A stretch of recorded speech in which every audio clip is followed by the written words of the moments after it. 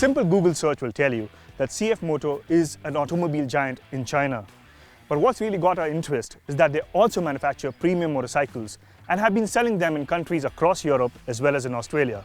They are now here in India, and what you see here is the 650 GT and the 650 MT, two of the best motorcycles that CFMoto currently produces. And we are about to find out how well these two motorcycles ride in our typical Indian riding conditions. CFMoto has partnered with AMW Motorcycles, a Bengaluru-based company that's taken responsibility for the sales and after-sales support for CFMoto in India. But there's another thing about CFMoto that many may not know. CFMoto is the official partner of KTM AG in China and currently assembles the 200 Duke and the 390 Duke for the Austrian manufacturer in that market. Besides gaining from KTM's expertise, this partnership also gave CFMoto access to Kiska design. Yes, that's the same Austrian design house that's responsible for penning the lines on the new age KTMs, and they have done an equally good job with the 650 MT. The 650 MT is the road-biased adventure tourer in the lineup, and it certainly looks the part. That's down to its tall stance, big fuel tank, and the neatly integrated body panels that lends it immense street presence, the elaborate crash bars notwithstanding. These crash bars are standard on the India spec MT and add approximately 7 kgs to the MT's 213 kg curb weight. What I particularly like is the shape of its half fairing that houses the vertically stacked LED headlamps and a substantial windscreen above it that can be adjusted but in a cumbersome manner. A set of smoke turn indicators have been neatly integrated under it, and it's these little elements that lend the MT a distinct face. The 650 GT too stands out amongst the sea of motorcycles in India, and the first thing that catches your eye is the size of its fairing.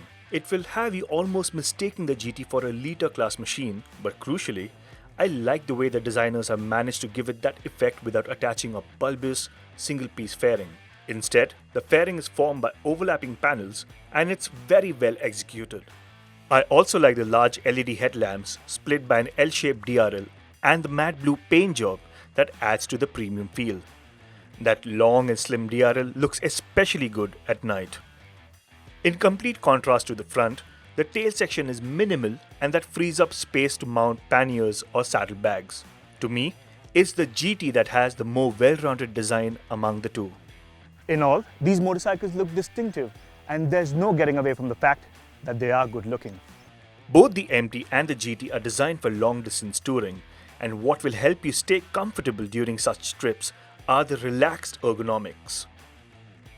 Both motorcycles offer a comfortable and almost upright riding position. That's especially true in the case of the MT. The handlebar is placed high up, the foot pegs are also at a comfortable angle, and the seat height here at 840 mm is tall, but because of the narrow profile, it allows you to keep your feet down quite firmly on the ground. While in case of the 650 GT, the low seat height at 795 mm allows somebody as tall as Omkar here, a photographer, at 5 feet 2 inches, to just about get his feet down. While these motorcycles are put together decently, some things stick out like a sore thumb and erode some of that premium feeling. The quality of the switchgear on the 650 GT, for instance, is poor. On the other hand, the 650 MT switchgear felt marginally better than the GT's. However, the silver finish around the LCD instrument cluster had begun to fade and expose the black plastic underneath. But the quality niggles aren't restricted to the cosmetics or switchgear alone. Riding these motorcycles under long spells of rain exposed more issues, this time with the electrics on both the MT and GT. Moisture seemed to affect the horn switch on the MT, and it only worked intermittently, while a small section of the MT's LED tail lamp cluster wouldn't light up for some time. In case of the GT, the right turn indicators turned on without any input and stayed that way until the sun came out and the moisture evaporated. Hopefully, this is a case of poor weatherproofing or a glitch that will be restricted to the first batch of these motorcycles. Thankfully, the powertrains proved to be much more impressive. Both motorcycles are powered by the same 649cc liquid-cooled inline-twin motor. The MT's engine, however, produces significantly more power and torque. While the specs suggest that the GT is slower than the MT, our tests reveal a different story altogether. In the run-up to 80 kmph, the GT is actually a tiny bit quicker, despite its higher curb weight. The MT begins to pull ahead from this point onwards and crosses the 100 kmph mark a smidgen quicker than its sports-touring cousin. When it comes to roll-on acceleration, the MT is slightly quicker than the GT. But, besides the numbers, is the engine's eager nature and wide spread of torque that delighted me the most. At highway speeds, the motor also feels quite unstressed, which makes both motorcycles capable of carrying on for long hours at high speeds without breaking a sweat. And part of the reason is down to the other engine that CFMoto seems to have benchmarked to make its own. Everything from the power delivery to the sound and the DO8C 8-valve liquid-cooled layout is similar to the Kawasaki's venerable 650cc parallel twin engine. After some digging, we also noticed that the bore and stroke figures are identical as well, and even the engine cases and clutch cover shapes appear to be very nearly the same. While that's a very nice engine to benchmark, I wish the CFMoto engine was as capable of managing engine heat while riding in congested city traffic. Both the MT and GT run very hot in such scenarios, with the coolant temperature light flashing for a worryingly long time. On the MT, the engine temperature gauge went up to a worrying 129 degrees, while we could hear the coolant boiling away inside the GT after a typical hour-long commute in evening rush hour traffic. Perhaps that explains why there's a line on the warning sticker on the fuel tank asking riders not to keep the engine idling for prolonged periods. That's far easier said than done.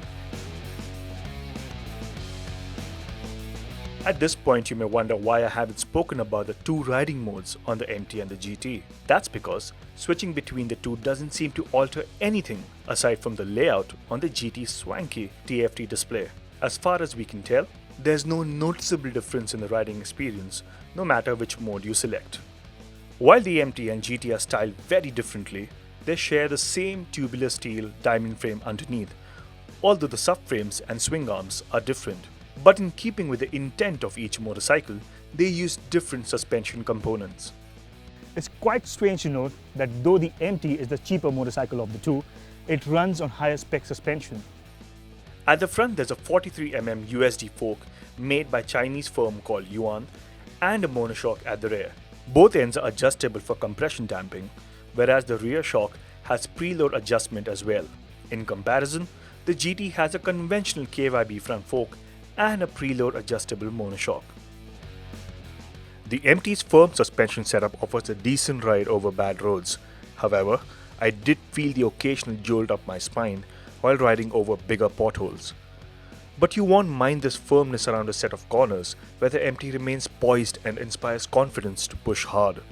On the other hand, the GT's plush suspension does a better job of soaking up bumps and undulations while remaining equally entertaining in the corners. The bike felt sportier and quicker to turn in, but the softly set up rear suspension creates a tendency for the bike to pogo if it encounters mid-corner undulations. But it's not a deal breaker in any way.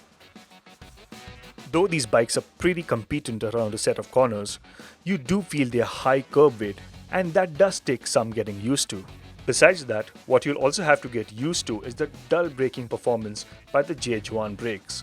Considering how quickly these motorcycles accelerate up to serious speeds, upwards of 150 kmph, the brakes lack the sheer power to slow down these big, heavy machines in a quick and reassuring manner, and you need a hard pull on the lever for serious performance. What there's no arguing with is that both these bikes offer good value, especially the MT. The Kawasaki Versys 650 is its direct rival, but the CFMoto is Rs 1.7 lakh cheaper, and that makes it quite a value proposition. On the other hand, the 650 GT goes up against the Kawasaki Ninja 650, but the latter sets you back by an additional Rs 45,000. While both motorcycles are decent, we can't really comment about reliability at this stage. That said, the bigger question that needs to be answered is how does the AMW and CFMoto manage its sales and after-sales experience? And that's something that only time will tell.